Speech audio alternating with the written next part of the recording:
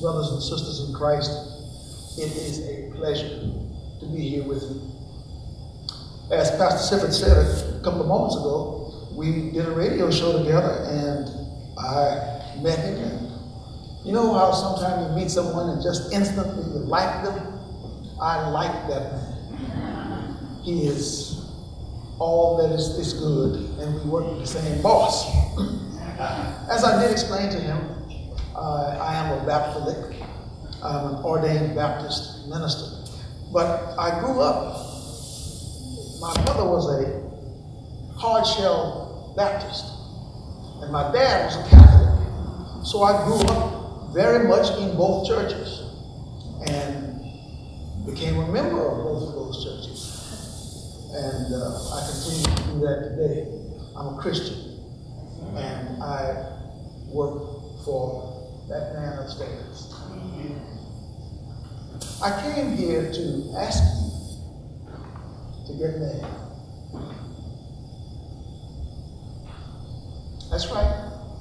I came to ask you to get married. At first, that might not sound like a very Christian request. Asking church folk to get married. Why? Why church folk? You might ask. Well, my brothers and sisters, it's because you have the values, the godly values that made America great. Your eyes can see the difference between right and wrong. Your hearts can discern between good and bad. And if there's any reason why you should get mad about something, your values, your heart, and your eyes will let you know whether it's proper to be mad, whether it's appropriate to be mad or not. So that's why I'm here to talk with you. There are two kinds of mad. There's the good kind of mad and the bad kind. The bad kind of mad is, he stepped on my foot. I'm going to get him back. I'm going to step on both of his feet. That's the bad kind. But there's also a good kind of mad. He did what? Well, we certainly have to change that. And it's that good kind of mad that I want to talk with you about this morning. It's that good kind of mad that calls you to action, calls you to make changes, that I call you to invite you to on this morning. Now you're probably asking yourself or your neighbor, why does he think we should be mad, and who does he think we should be mad with? Let's talk about government for just a moment, and I'll answer those questions. Since human beings started living in societies, government has played an important role in our lives. Way back, there was kings and queens. Now, presidents and prime ministers. But government plays a very, very important role in the lives of every one of us in so many ways. Now, the Bible tells us what government is supposed to be like. If you want to see the biblical model of government, read Psalm 77, verse 20. Thou leadest thy people like a flock by the hand of Moses and Aaron.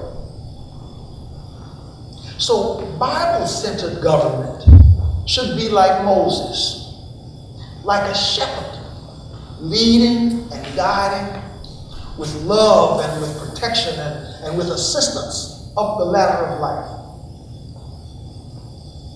Bible-centered government.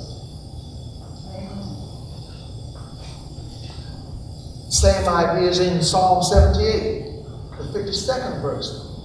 But he made his own people to go forth like sheep and guided them in the wilderness like a flock.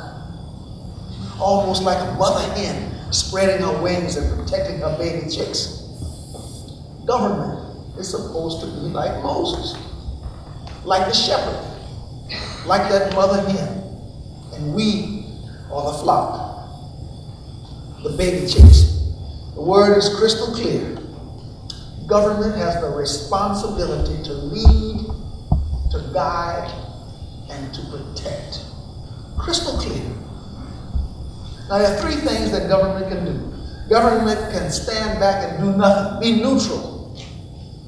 But no good shepherd is neutral. No good shepherd would just stand back and let the wolves devour the sheep. The second thing that government can do is to help. It can assist. It can create opportunity, help us up the ladder of life.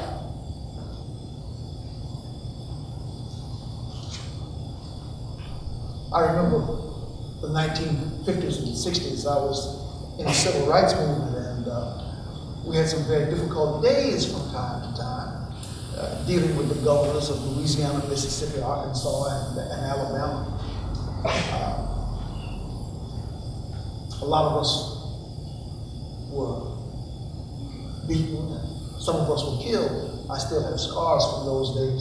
What government did, what the federal government did, is it sent down federal marshals and federal troops to protect children who were trying to get into schools and demonstrators who were demonstrating peacefully in the streets. That was an example to me, early in my life, of government being the good shepherd, government protecting its sheep, protecting its flock.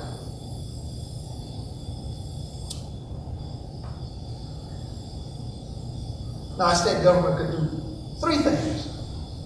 It could stand back and be neutral, or it can help lift us up. The third thing that government can do is to hold us down.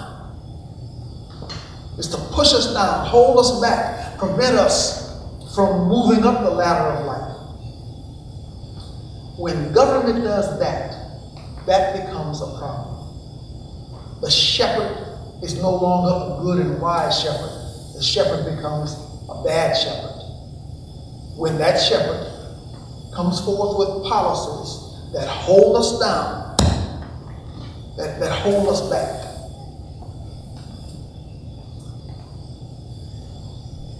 Remember Saul. He made his people go forth like sheep and guided them through like a flock.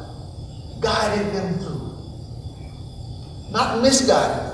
Government holding us back, pushing us down, is a bad shepherd. So, my brothers and sisters, I have 5 examples of government policies holding us back, pushing us down. And those are the 5 reasons why I think that you should be angry. Number 1, from the time that this country was formed in the late 1700s, all the way to the 1960s, America was a praying nation. We prayed. When I was in school, we prayed 3 times a day, K through 12, every day. At the beginning of the day, at the end of the day, and blessing at lunch. We learned, we were taught that there is a master, and he's watching. James, Jesus' brother, said, draw close to God, and he will draw close to you. I guarantee you that one way to draw closer to God is by praying. Prayer has the power to lift individuals, families, whole nations from desolate and disconsolate moments. Romans, at the 5th chapter and the 8th verse, declares that God commendeth his love toward us in that while we were yet sinners, Christ died for us. Jesus loved us so much. He loved us so much that he came here in human form, suffered incredible pain and crucifixion. The very least that we can do to repay that love is to pray and to praise him. But our shepherds let a small minority come into our house and stop us from praying. Come into our schools and snatch the prayers right out of our children's mouths. Prayers should flow to the heavens from throughout this country.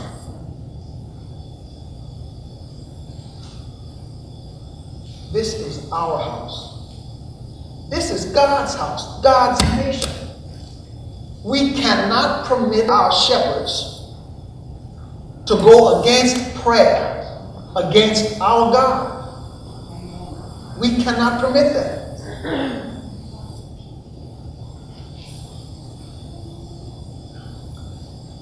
Second, over the past 12 years, government has gone on a wild, drunken spending spree. They spent over $18 trillion. The economists say that your great-great-great-grandchildren will be still paying off this debt. Some say that it will never be paid off.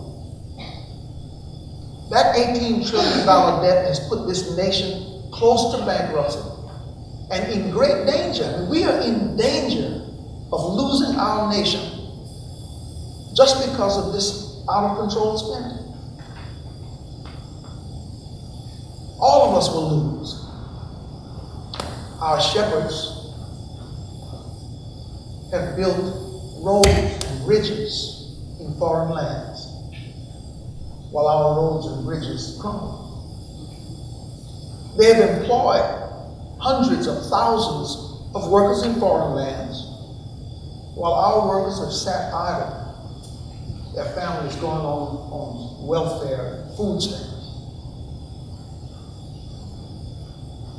Part of that $18 trillion went to bail out some Wall Street banks.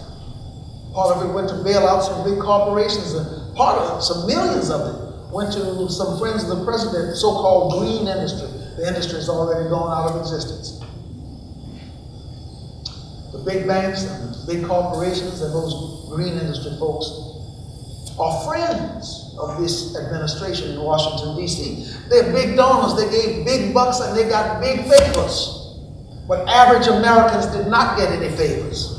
Working families did not get bailed out. We didn't get roads or bridges. We didn't get big projects. We didn't get jobs. The fat cats are feasting on that $18 trillion. But we, just plain folk, the only thing that we got was somebody saying, I feel your pain. If you feel our pain, do something about it. Government is supposed to be the good shepherd, watching over us, caring for us, creating opportunity and prosperity. That shepherd in Washington, D.C. is not a Moses. His policies over the last 2 years have put more people on Social Security disability than on jobs. I know you didn't hear what I said. In the last 2 years, the policies of this federal government, our shepherd, those policies have put more people on Social Security disability. And many people deserve Social Security disability. That's not my problem. The problem is that the policy puts more people in receiving than more people in paying. Who's going to pay for the folks here if there's nobody working over here and paying taxes? It's a train wreck waiting to happen. Compare that to the policies of Louisiana. In Louisiana during the last, 8 years ago, we were 42nd in the nation in creating jobs and economic development. Today we're number 5 in the USA. Government working with business to create jobs, economic development. I said that those shepherds in Washington, D.C. were on a wild, drunken spree. In Proverbs, the 31st chapter, 4th and 5th verses, it's written that it is not for kings to drink wine, nor for princes strong drink. That was written when kings and princes ruled government. Today, if it were to be written, it would say, it is not for presidents to drink wine, nor for senators strong drink, lest they drink and forget the law, and they pervert the judgment of any of the afflicted. And at the 9th verse, open thy mouth, judge righteously, and plead the cause of poor and needy. They must have been drunk to spend $18 trillion. They surely have not protected the afflicted, nor the poor, nor the needy, nor the rest of us. If this economy crashes, who will be hurt? Not the fat cats whose money's already in the Swiss banks. It will be American families, American taxpayers, working families, the middle class, elderly. If our DC shepherds had spent that money here, we wouldn't have any poor or needy, because every able-bodied American would be working. Everybody would have one of those good jobs, like the jobs that we created in foreign lands, paid for and funded by American taxpayers. We should be mad.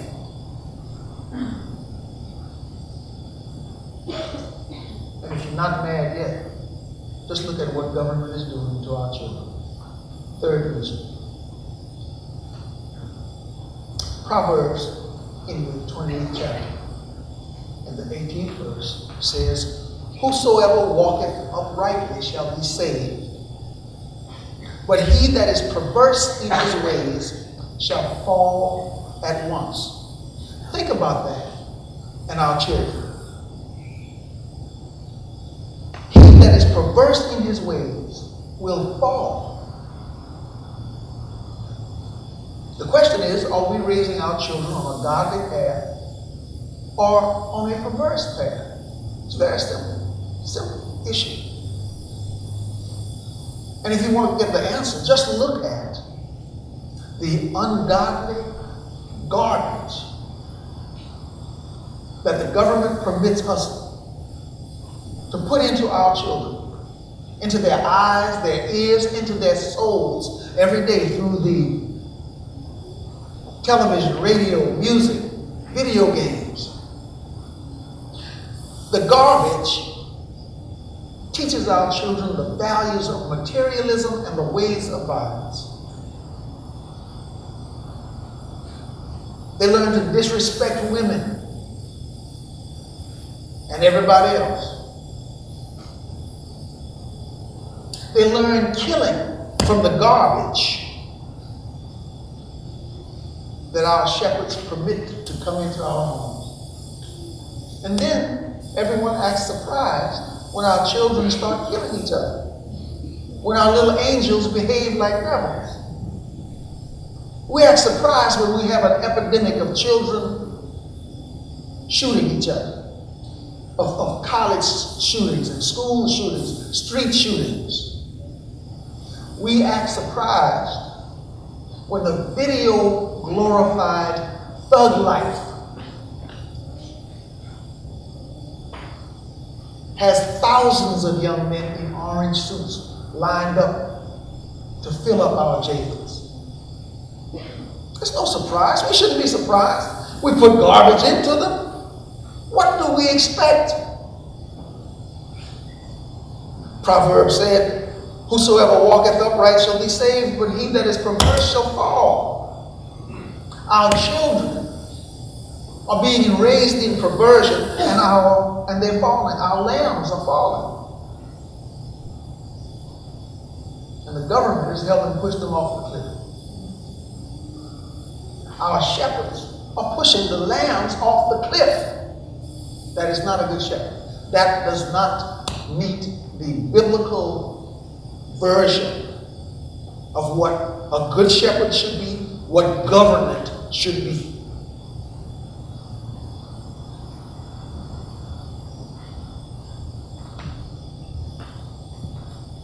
The answer is simple. Make your government outlaw the garbage. When I was a boy, it was illegal. This stuff hasn't been always legal and available. When I was a young man, it was illegal. But today, government has permitted this smut, violence, to be put into our homes and into our children. Some people are concerned about the environment. They want to keep poisons out of the air. If we want to keep poisons from entering our lungs from haystacks, we certainly should keep poisons from entering our children from electronic media.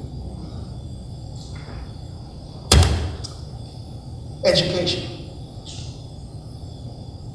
2,000 years ago, Paul, in his letter to the Ephesians, emphasized the importance of education to the communities that he was building.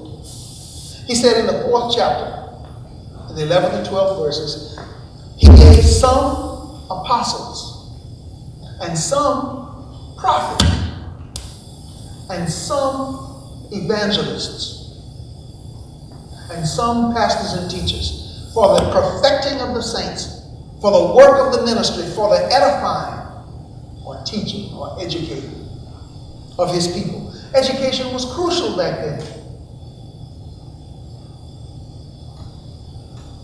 It's no less crucial today. Today our education system is worse than it was 50 years ago. Earlier this morning I was talking to a young man who graduated 40-some years ago. A lot later than I graduated 50-some years ago. And we were talking about how education has changed over the decades. 50 years ago, American education was #1 on planet Earth. Today, we're around 27th among industrialized nations. Many of our children are stuck in classes plagued with violence and disruptions. Half of our schools are poorly performing. Our dropout rate has skyrocketed. Our schools produce more dropouts, drug dealers, and single mothers than college graduates. As Christians and as taxpayers, we should be outraged. Let me say that again. Our schools produce more dropouts, drug dealers, and single mothers than college graduates. If you're not mad by now, I don't know. If we don't demand changes in our education system, our children will continue to be unprepared for the industrial and technological jobs of tomorrow. And our streets will continue to be made dangerous by uneducated, unemployed marauders. That's the result if we don't change our education system. We need to take the violent and disruptive students out of the classroom, put them in a therapeutic environment where their needs can be met, can be addressed, and where the other 29 children in their classroom can get an education.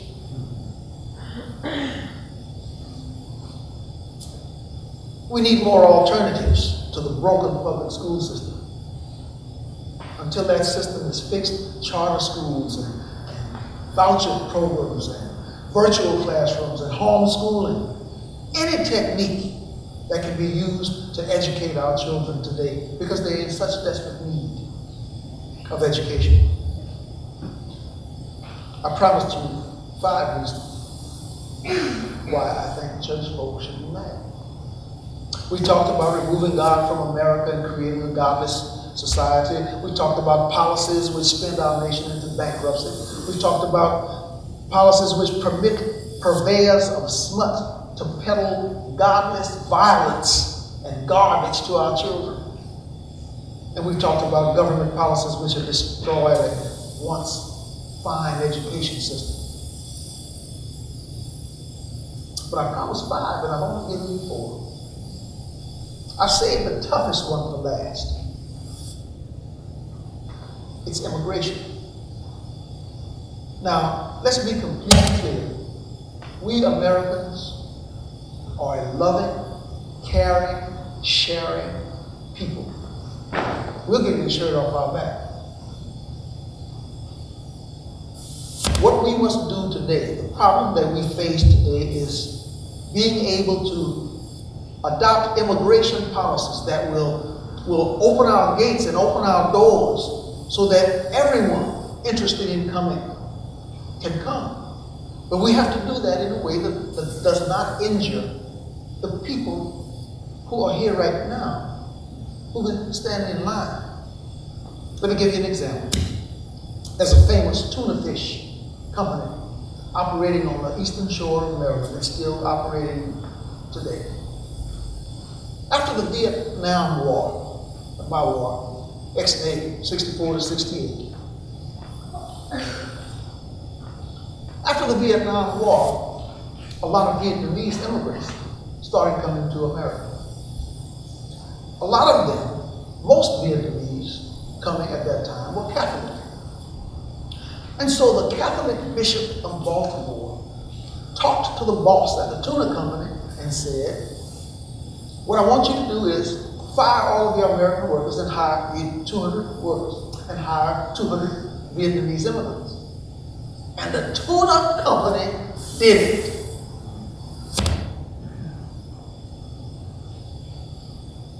They did it. There's a young fellow who was the head of the Maryland Commission on Human Relations, found out about it, forced them to hire back those 200 American workers, pay them the back wages that they would have earned had they not been properly fired.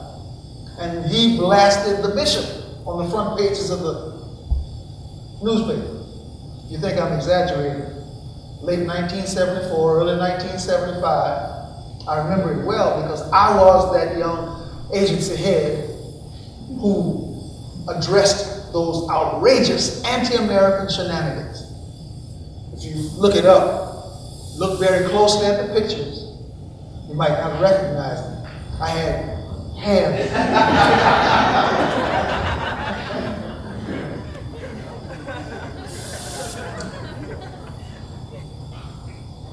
Let me give you one more example of what we must address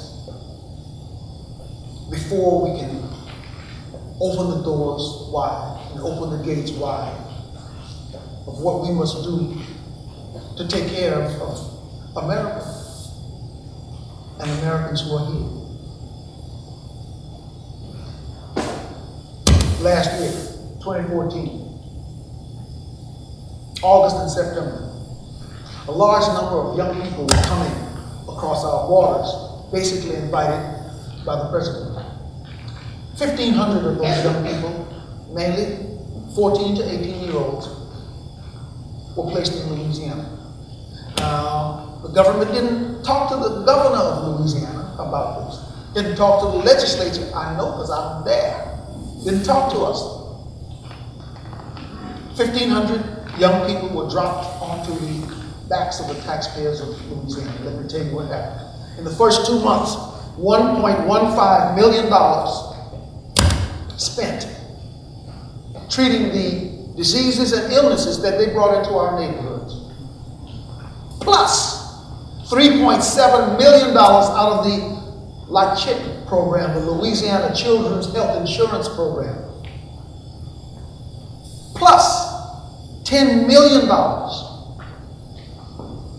for the special education needs of those young people, mainly in 3 school systems.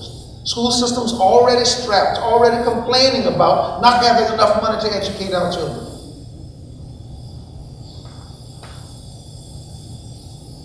We will share when we have. But look, I'm from the country. Take a 2-pound chicken, you got a family of 8, and you cook that chicken, and you kind of spread it with a big gravy, so that you can spread it, you know, and you can feed. But when you have a 2-pound chicken, you do not go down the street and invite the Smiths and the Johnsons and the Fontenot's and the Guillerys to come to dinner with you. And that is what we are doing. We've got to take care of those folks at home. Old people used to say, charity begins at home. Old folks used to say, take care of home first. And that's all that I am saying. I'm saying that we should. It is our moral duty, our responsibility as Christians to welcome. But you got to have something that you're welcoming folks to. And if you're spending all your money in foreign lands and not taking care of home first, then you're not being fair to the people who are here, and you're not being fair to the people you're inviting to come and share in something. I hope that you understand, and I hope that you will commit to making some changes. Government policies, the policies of our shepherds, are hurting America and hurting Americans. They're hurting our children, our parents, our community, hurting our nation, taking God away, spinning this nation into bankruptcy, putting violent, filthy garbage into our children, maintaining a failing public school system, and imprudent, not well thought out immigration policies. All hurt us. We cannot let the shepherds in charge of us ignore us or hold us back. It's okay to be mad. I've asked you to be mad. It's okay to be mad. Jesus got mad when he saw those money changers defiling the temple. He went in and he turned over tables and he kicked over chairs and he drove out the money changers from the temple. Today, we must stand up for ourselves and for our nation. We must get upset. We must get outraged like Jesus did. And we must drive out the shepherds who drive down our nation.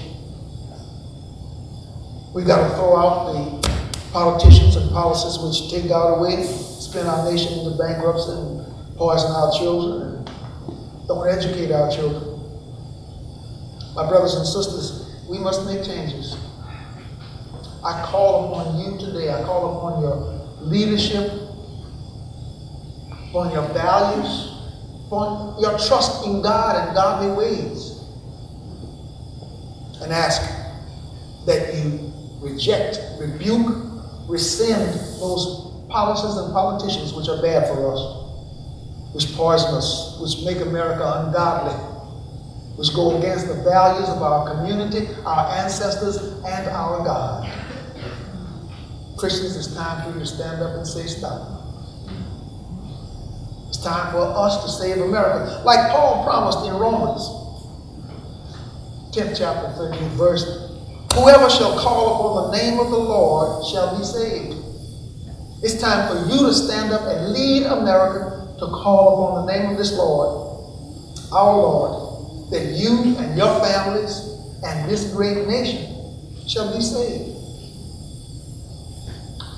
May the Lord shine his light upon you, your families, this beautiful church, and our great nation. Thank you for letting me be here with you this morning.